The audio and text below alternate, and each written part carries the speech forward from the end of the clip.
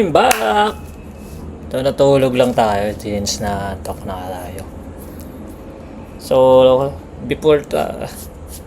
bago tayo matulog, so nag-chat na tayo. Nagpagawa na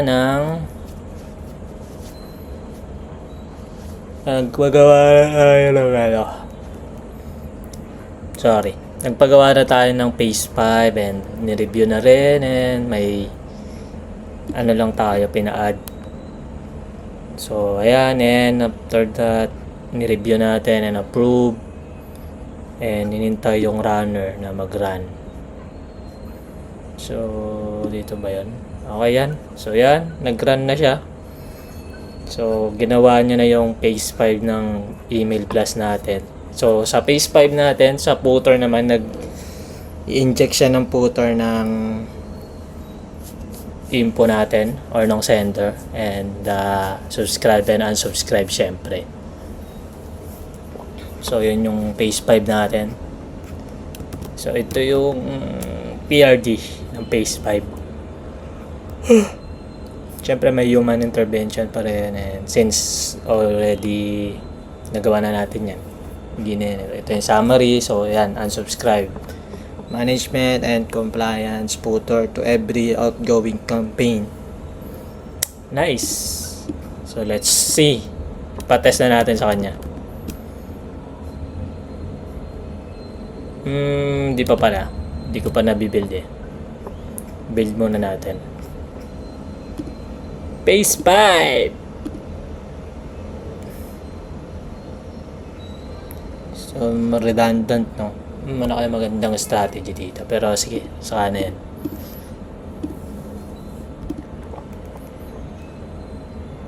Copy path. So dito pa rin tayo, CD, and dito sa Phase 5. And syempre as usual, tine-check natin. Phase 4 pa rin to Ba't ganun? Version na-forgot niya. Masama yun and this one. Okay, paano natin sa kanya? Docker compose file YAML still 4.0.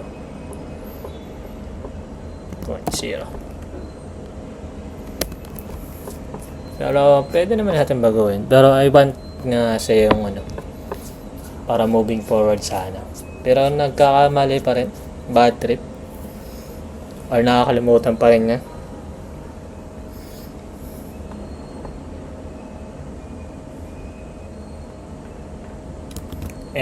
In-edit na daw niya or editing pa lang.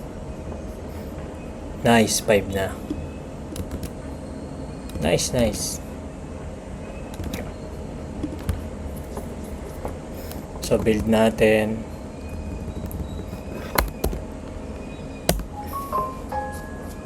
Init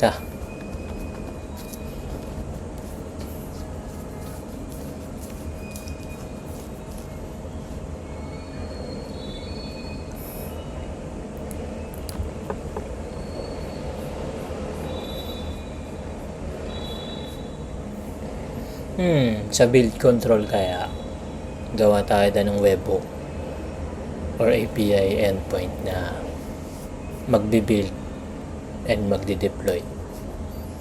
So let's see kung pwede ba yun doon sa builder app natin.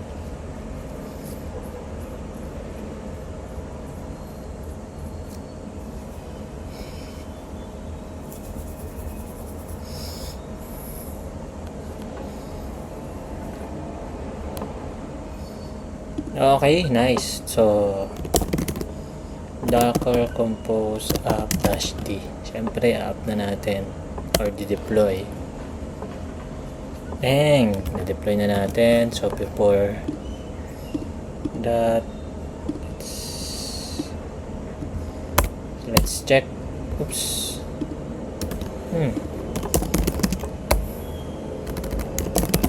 Docker ps Docker logs I think may issue.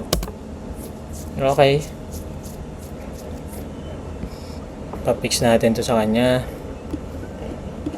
Actually, kahit ito na lang.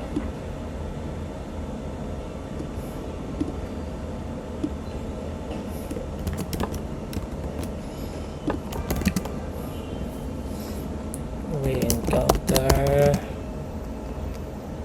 error. Maintindihan nyo na yan. Dapat.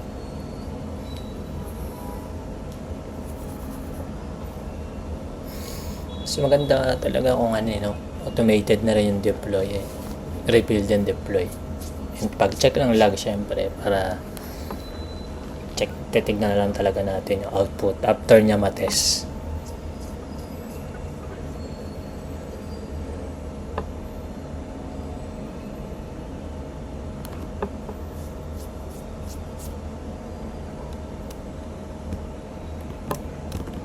Restart lang daw.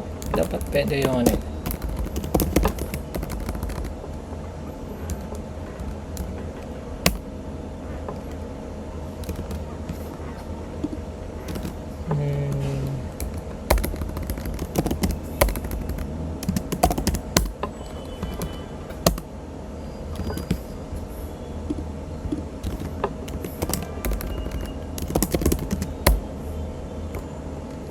need natin i-rebuild. Sabi restart lang.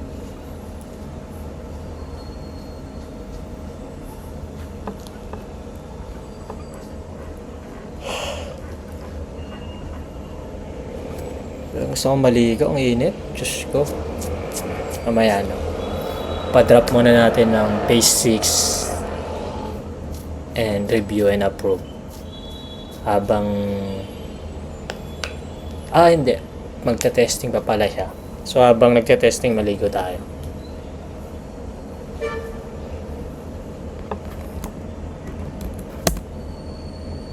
Okay, nice. Nice. Papa-testing natin sa kanya. Verify lang natin. Okay, nice. Ito na ang unsubscribe template kanina yan. Unsubscribe. No unsubscribe yet.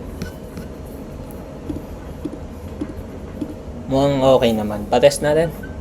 Pero dito, X na natin yan. Ano to? X na rin. This one din. This one. Pati to. For now. Okay. Pa-test natin.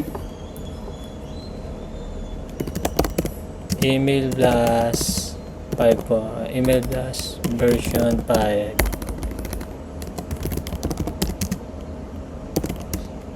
Already deploy. Wait lang. Nakalimutan natin yung 5. Test all the new features. Gawan na rin kaya natin ng skill para tinatawag na lang natin yung skill. Hindi na tayo type ng mahaba. Ayun, sige yun. Yun yung ngayon natin. Matapos lang natin to. Papakita ko paano gumawa ng skill dito sa Claude Cowork. So, yung skill na sinasabi ko, yung pag nag-slash ka and like example, suggest. So, ito skill yung mga yan. Skill creator. Meron pala tayo dito, skill creator. So, i-demo ko yan. So, I think pwede itong skill So, sasabihin na lang natin na test kung ano yung gusto nating ipatest sa kanya. Or kaya yung sa skill na yon is tetest niya yung latest na build. Ayan na, tinetest niya na. So, pa natin niya, punta tayo dito. Ito siya. Oh, meron pala dun setting, tas footer.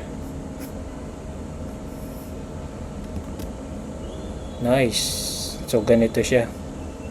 Oy, mas maganda to kung nandito sana. Pero, for improvement na yan.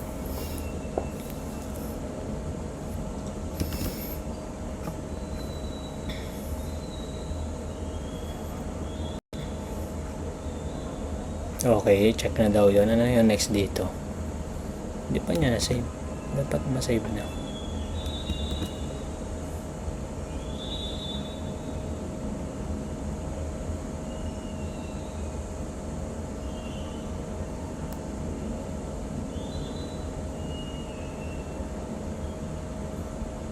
Token, ano yung nangyayari? Wala, never mind.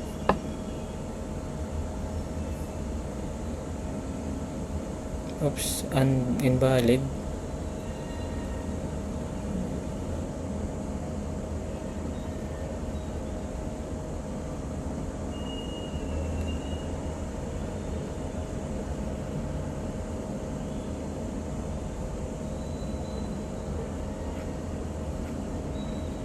Yeah, na-container tayo, men.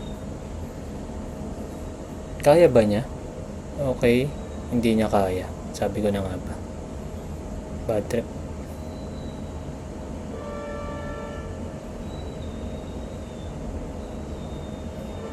May API naman. Ang galing yun ah.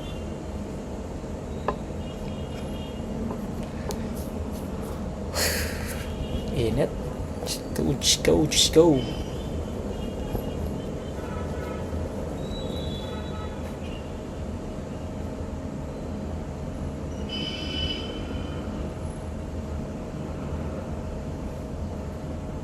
Sa contact lang to, ililist niya. Nice.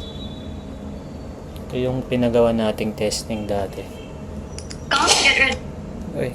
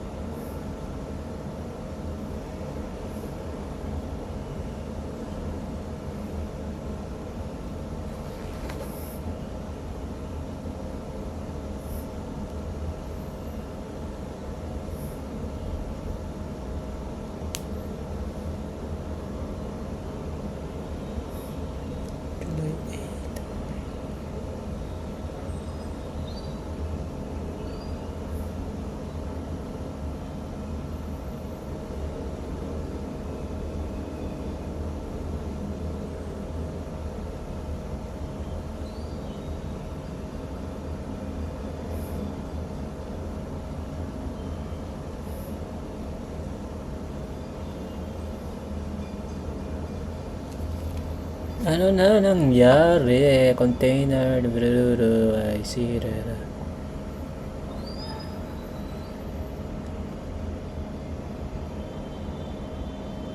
Bakit niya kasi inaano yun? API, ayan, okay na yun. 0 unsubscribe. Pero sige. Wala ang access doon, men. Unsubscribe ba? Ano, wala pa.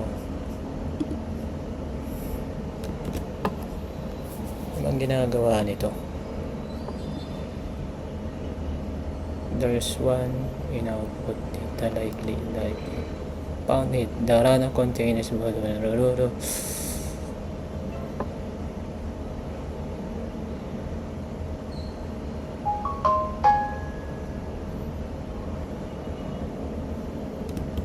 Hmm? 5 to. Ayan, phase 5. Bakit ito yung tinutukoy mo?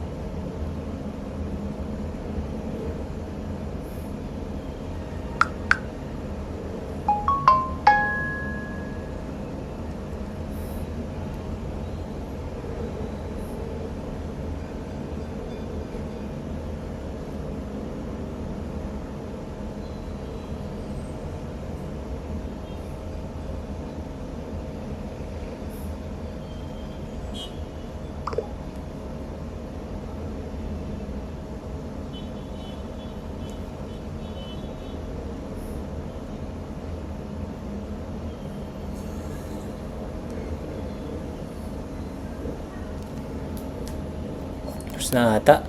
Hindi pa. Bakit ganun? Tapos na yun.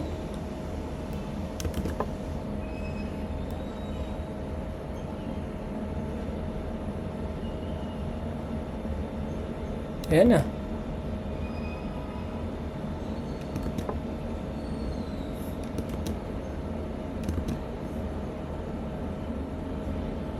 Ano ba nangyayari? Okay. 3 pass. Campaign all sent successfully. SMTP is active. I'll create a new version 5 campaign to call trigger token generation. Token is seeded to the DB before SMTP run, so it will be there regardless.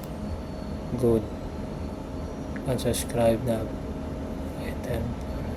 But let me create and send a test campaign to generate a token. Okay.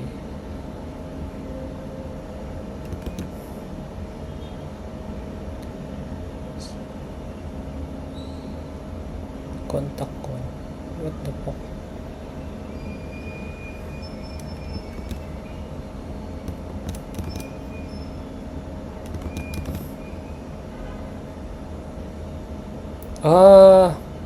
Okay, yung link yun.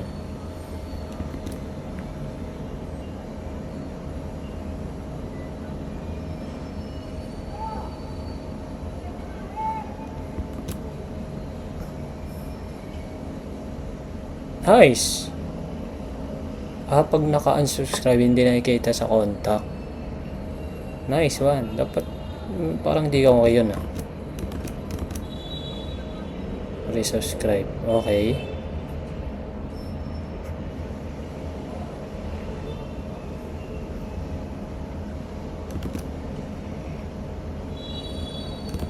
Subscribe. Okay, nice one.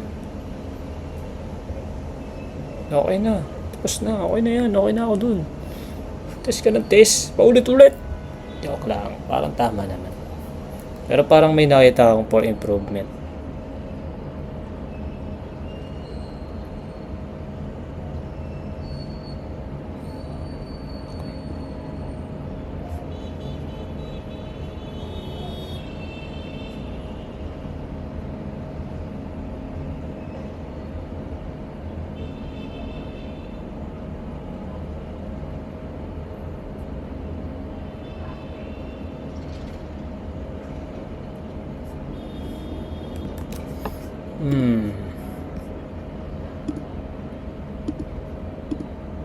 Andito na naman to, tas wala dito sa contact.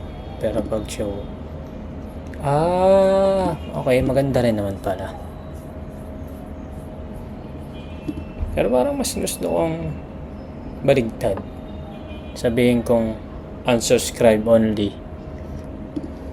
So pag hindi naka-check yun, makikita ko pa rin yung combine ng unsubscribe saka naka-subscribe or yung contact list ko. Parang ganun. Or pwede yung pumili. Yung naka-subscribe saka unsubscribe. Or tignan natin. Ano ba yung better? Tagal naman matapos nito.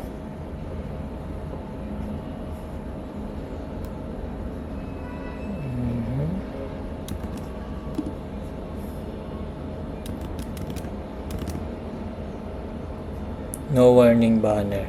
Contact list, subscribe correct.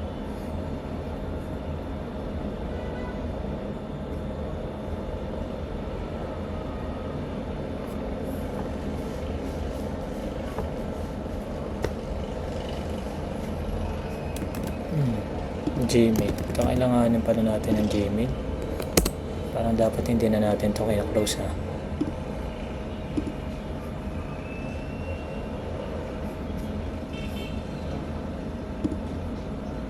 Oh, andito siya. Nandito rin. Pero mas maganda sana kung nandito. Okay lang yan. Okay. Dandan na daw. Dandan na. Dandan na.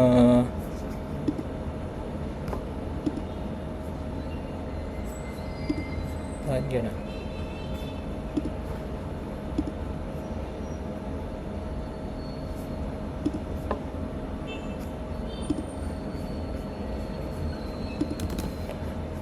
Sige, wait lang. Basahin na natin. Setting footer tab, okay, unsubscribe. Meron na rin. Okay na din daw to. And this one.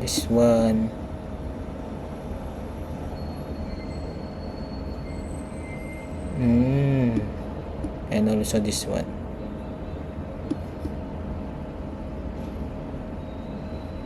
Okay na tayo. Ano na nangyayari dito sa run natin?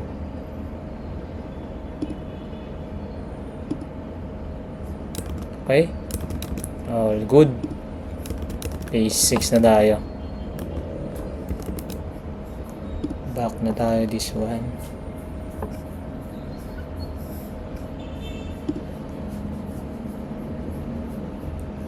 Same pa rin.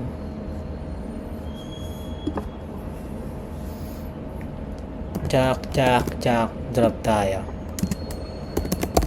Email das version 5 completed.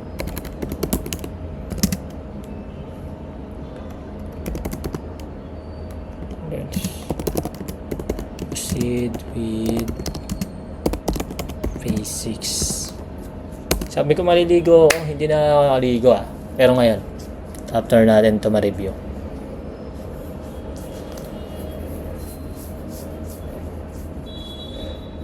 What?